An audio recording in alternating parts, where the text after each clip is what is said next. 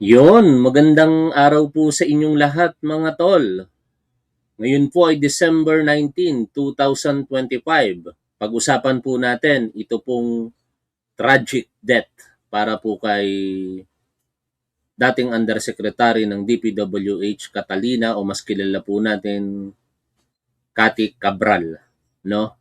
Siya po ay napagbibintangan pero marami talagang naniniwala na talagang isa siya sa mga pangunahing sangkot sa flood control project anomalies.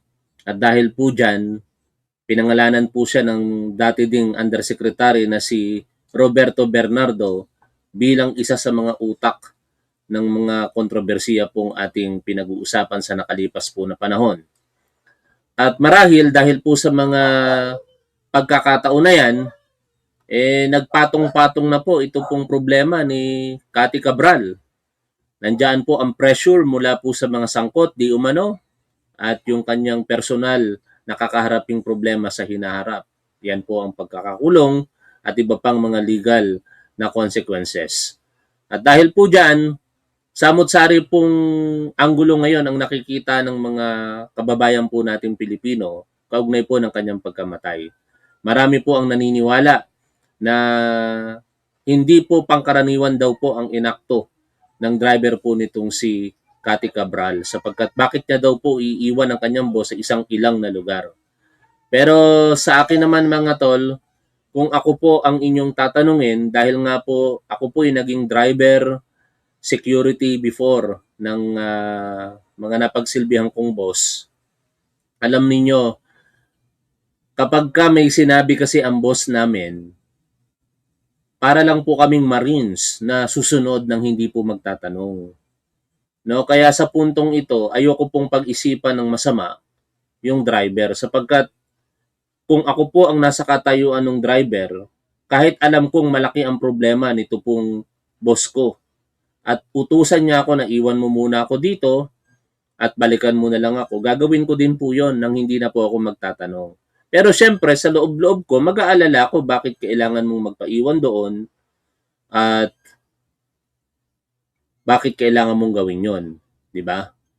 Pero syempre, magkakaiba tayo ng isipan mga tol eh. Marami sa inyo ang nagsasabi na even ang kapulisan, unlikely daw po yung ginawa nitong si driver, ano?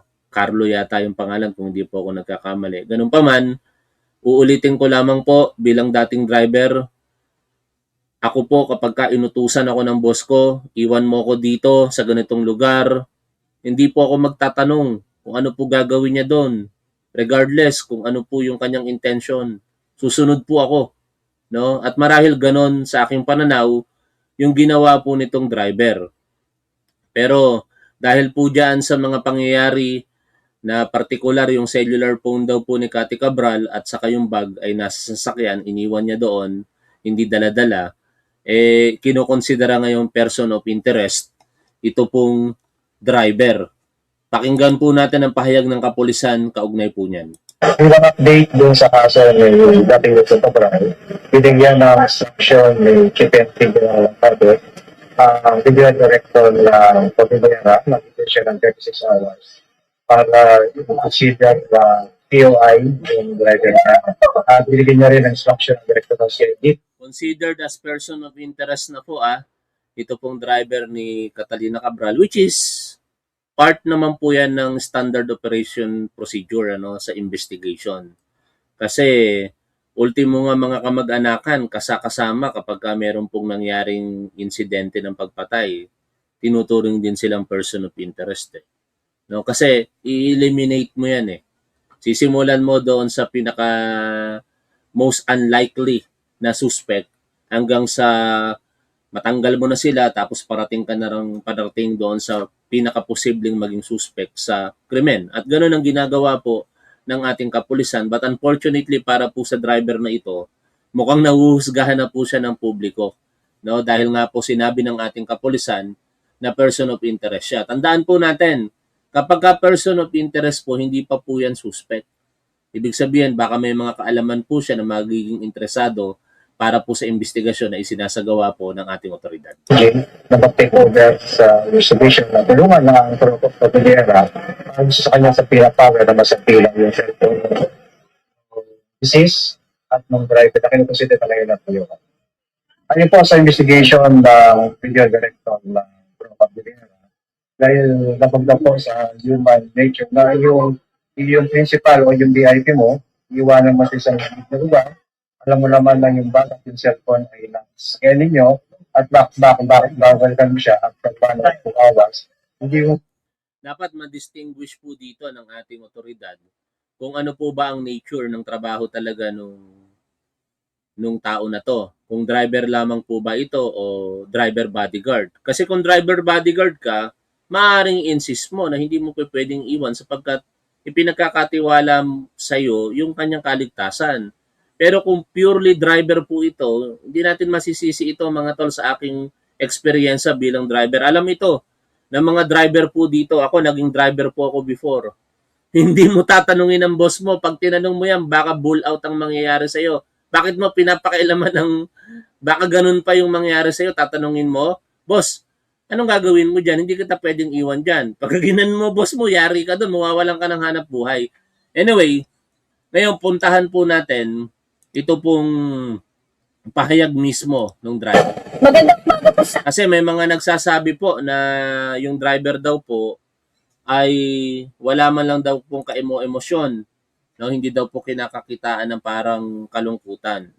Mukhang taliwas po yun sa nakita ko sa huling bahagi ng interview sa kanya sapagkat nung tinanong po siya kung ano po yung nararamdaman niya, naiyak po. Ewan ko kung nagdadrama po ito pero nakikita ko kasi sa mata nitong driver na parang sa aking pananaw, nagsasabi po siya ng totoo. Yan naman po ay aking pananaw lang ha. Hindi ko po yan sinasabing paniwalaan po ninyo. Tuloy po natin ang pakikinig po dito sa balita.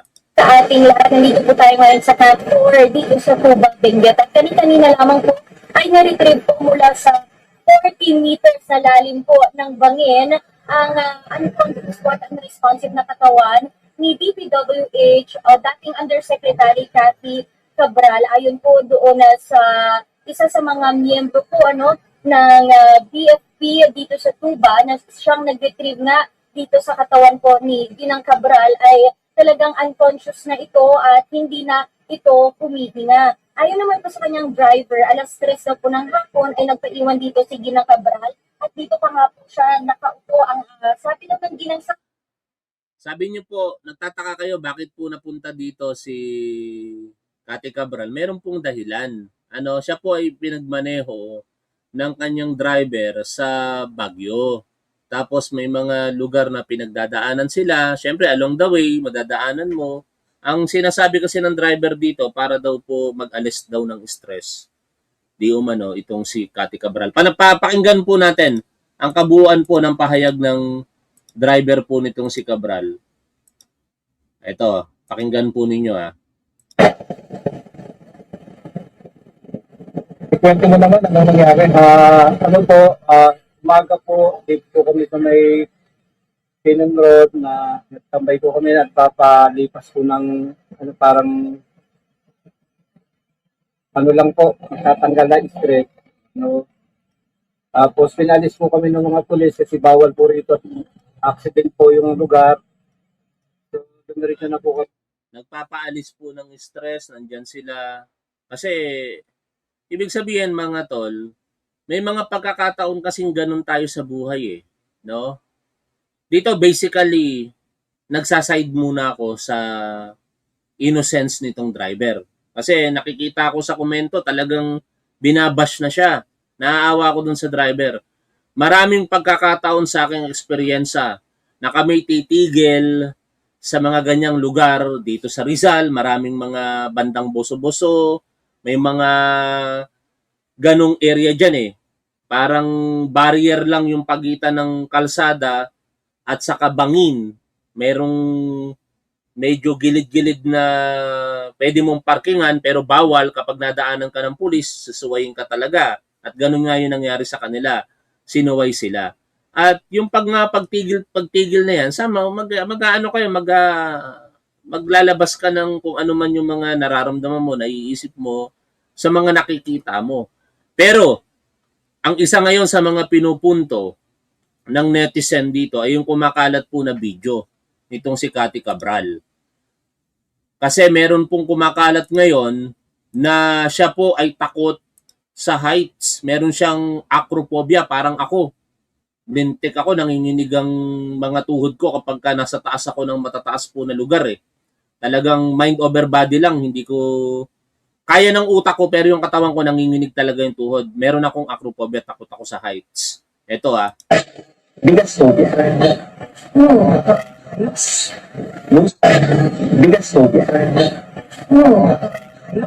biggest phobia niya daw po, heights. No? Pero ganito yan mga tol. Sa tingin niyo po ba kapag ikaw ay nakakaramdam ng total depression, no, ipagpalagay lang natin, maiisip mo pa yung phobia mo? I don't think so, ano. Ang isang taong nade-depress, hindi mo na maiisip yung mga ganung bagay-bagay. Pero I'm not saying na na-depress si Cabral, ah. Kumbaga, ayoko kasing mag-conclude particular doon sa partisipasyon ng driver dahil wala pa namang malakas na ebidensya na nakikita tayo maliban po sa sinasabi na bakit mo iniwan yung boss mo doon sa lugar na yon. Ang humahatak sa akin para hindi ko siya ikondena, yung pagiging driver ko before na ako'y pag ako'y nag-drive sa aking boss, hindi ko tatanungin, hindi ko kokontrahin kung ano man ang gawin niya, kung ano man ang gusto niya, kung saan ko man siya ibaba, kung saan ko siya dalhin. Kasi nakasalalay doon yung trabaho ko eh. No? Pagka kinwestiyon mo kung ano ginagawa ng boss mo, may kalalagyan ka dyan. Maliban kung bodyguard siya. Okay? Ngayon, tuloy po natin ang pakikinig dito sa driver. Maganda sana mapanood natin ng nakikita nyo sana yung mukha niya eh. No? Kasi yung mga kumakalat na snippet video, yung mga clip na ng interview niya, selected. Hindi na naipakita dun yung parang naluha siya sa huli. Kaya dito gusto ko sanang ipakita sa inyo, ang problema, may logo po ng ABS-CBN.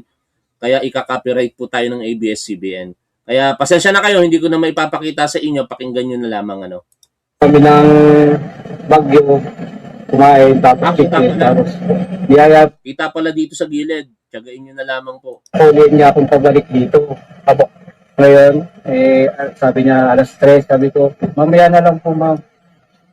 Bumaba kami po mga 2:30, dating dito po ng alas 3, bumaba po siya, nagpaiwan sa akin. Bago po naman iwan, nakaupo po siya doon sa may bato. Sabi niya, balikan ko na lang siya.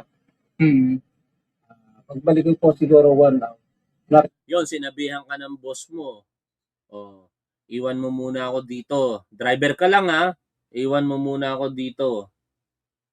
Tapos, yung mga gamit ko, dyan mo lang sasakyan. Balikan mo ako mamaya. May magagawa ka ba? Pag ako boss mo, sinabihan kita, iwan mo ako dito.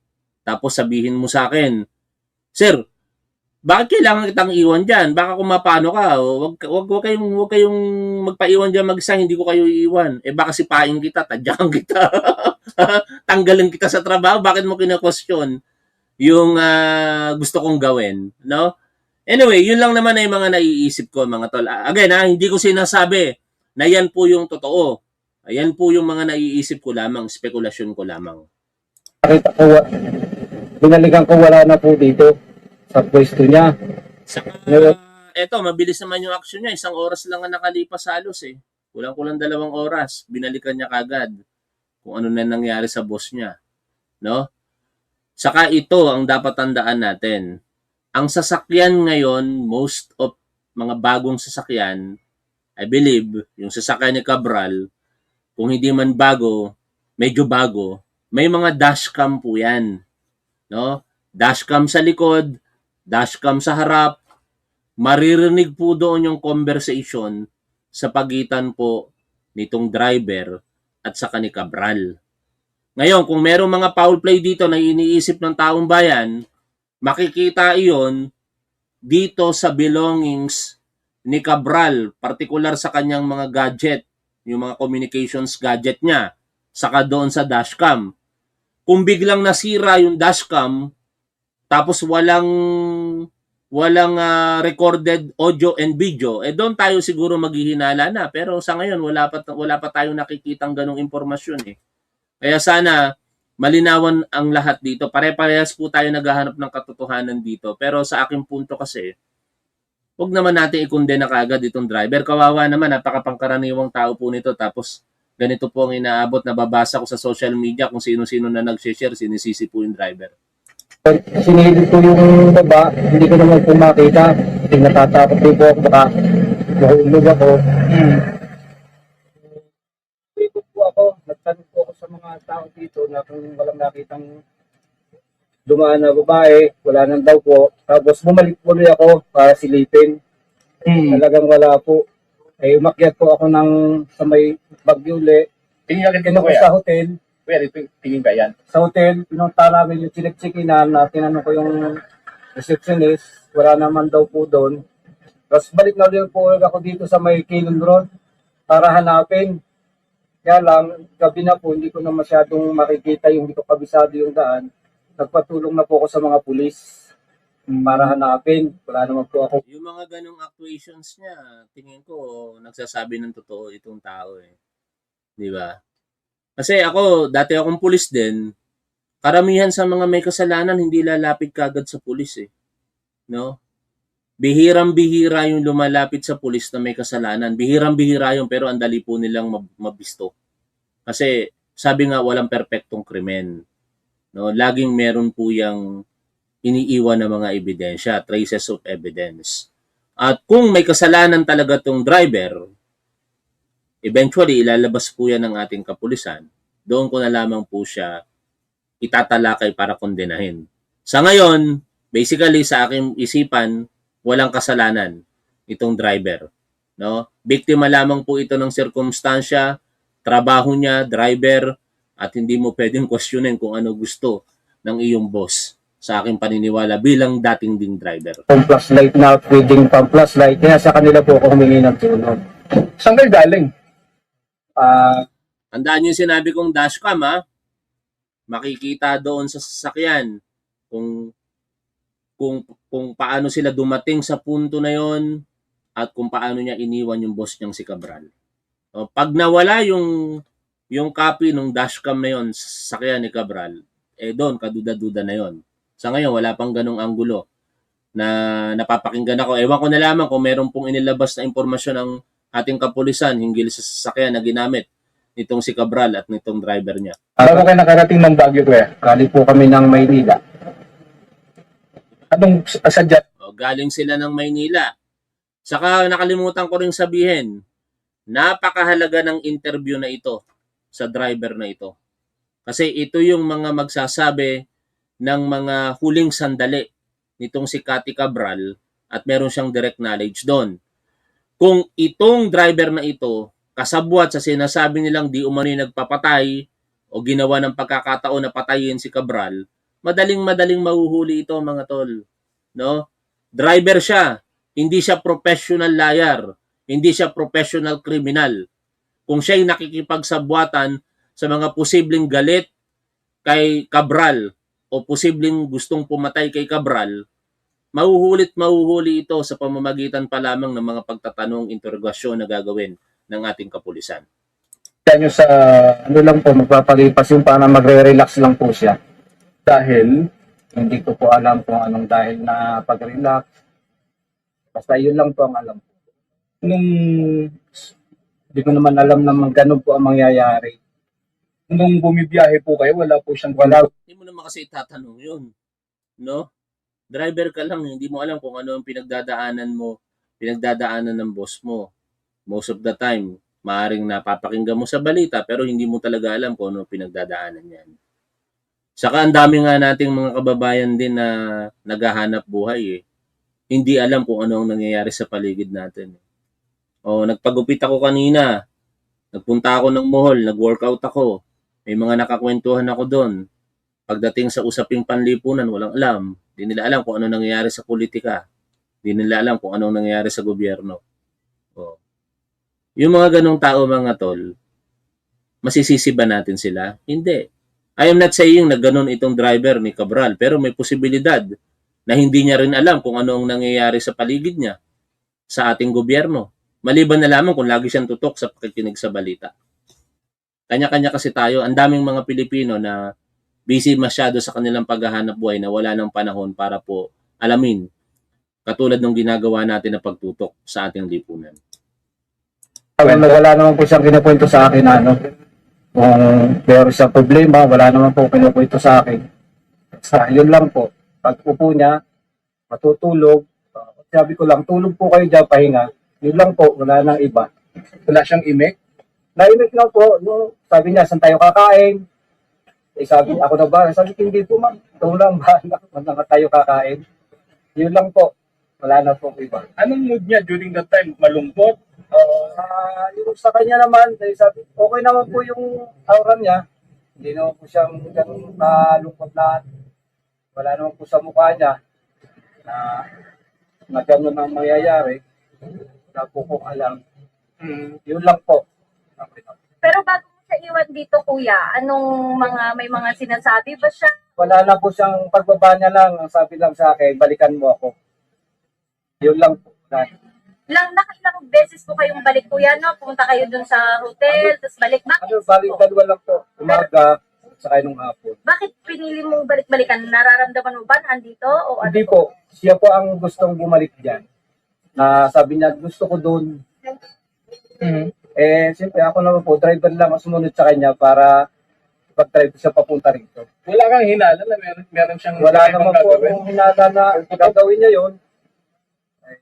Kung alam ko lang po, hindi na kami bababa rito, doon na kami sa hotel magpe-permis. Nung unang balik mo, kuya, ba't mo sinilip? Naramdaman mo ba na baka tatalon o baka may Hindi, ginawa? sinilip ko, baka mamaya po nahulog, kaya sinilip ko. Eh, wala naman po akong nakita, kaya umalis na uli ako para magtanong. Kaya ba't hindi mo siya pinigilan? Hindi ko po nakita siyang gagawin niya yun. Wala po ako dyan natin po, kasi umalis po ako. Iniwan ko po siya para kung magre-relax siya, babalikan ko na lang siya. Kaya kanina nung inaangat yung body bag, anong naglalaro sa isip mo nung nakita mo na siya? Wala, naiyak na lang po. Ito, pakinggan natin to. Ito yung pinakamahalagang parte. Kung meron bang kapanipaniwalang pagsisisi o remorse, no? O kalungkutan dito sa driver. Pagka kinapiright tayo ng ABS-CBN, di so be it, i-cut ko na lamang Pero mahalagang makita ninyo yung reaksyon ng mga mata, yung kanyang tinig, yung aura nitong tao habang nagsasalita, at kayo ang humusga kung paniniwalaan nyo ba si Manong Driver o hindi. Hindi ko na gagawin niya po. Driver lang po niya, may tiwala po. Sa kanya, tutulungan niya po ang buhay. So, ganun po ginawa. Hindi ko po alam. Ilang po. Salamat. Nasa inyo yan kung anong husga ninyo kay Manong Driver, no? Pero ako, in fairness kay Manong Driver, sa aking pananaw, ayoko siyang i-condemn na may kinalaman kagad sa sinasabing foul play. No? Mas malakas ang paniniwala ko dito na win-win solution ito para kay Cabral, bagamat napaka-tragic ng insidente. Kung maaalala ninyo, si dating Secretary Angelo Reyes, nagpakamatay ito nung napupunto na sa kanya yung investigasyon sa di umano'y korupsyon. Pumunta sa puntod ng kanyang ina, ng mga magulang niya, at doon dala-dala niya ang isang caliber 45 at itinutok sa dibdib bago po siya nagbaril. Ano ang naging resulta? Natapos ang kontrobersiya, wala nang pagpapatuloy sa investigasyon na nangyari. Ang mga yaman, di umano lang naman yun binibintang lang sa kanya ay hindi na po na-recover ng ating gobyerno. Baka ganun din yung naisip nitong si Cabral, no? O kaya, baka naman talaga pinatahimik din siya. No? Pakinggan natin ang report ng Rappler tungkol dito.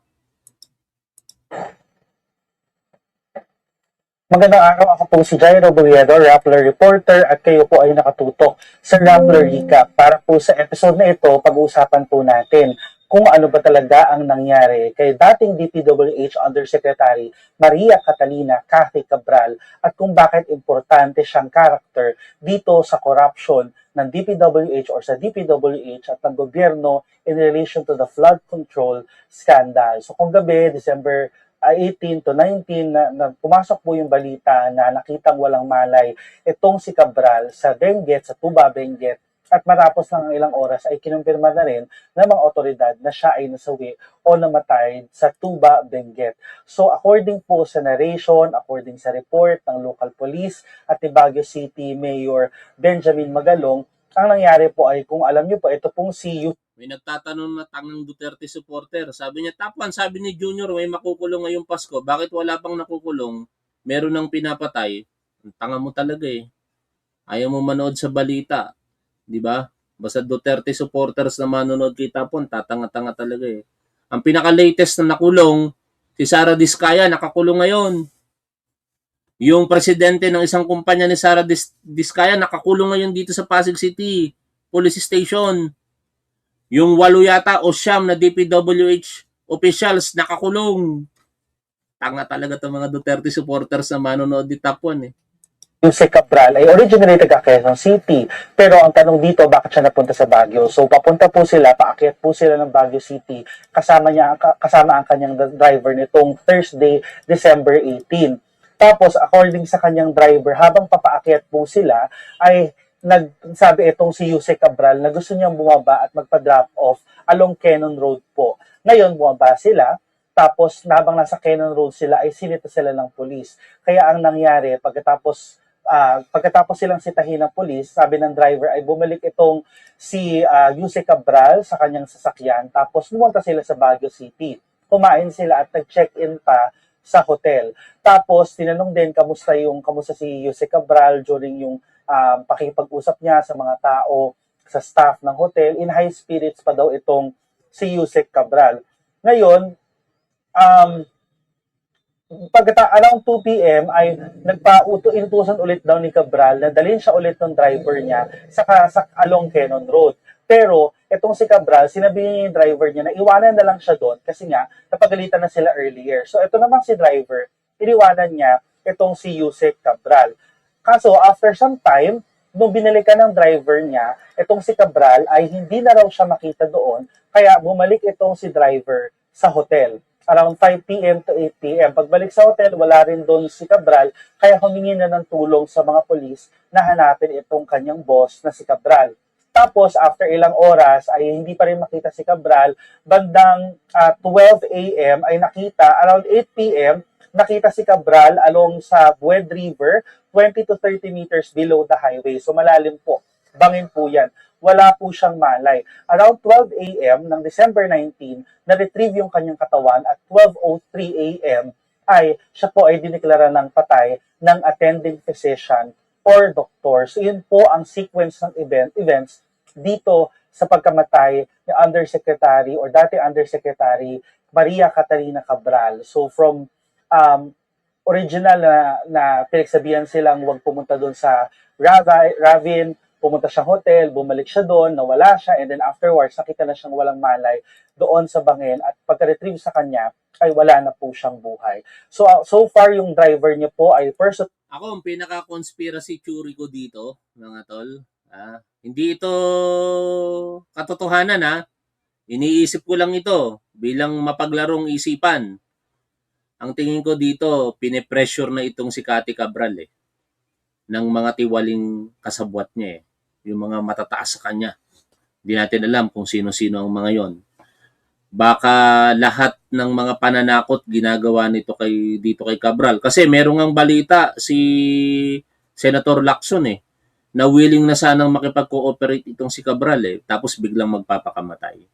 Kaya most likely, either pinatay talaga ito o nagpakamatay ang dahilan yung malaking problema niyang kinakaharap. Para matrigger kasi ang isang tao, mga tol, lalong-lalo na kung matatag ito, tirahin mo yung mga mahal niya sa buhay. No? Yun ang gawin mong leverage.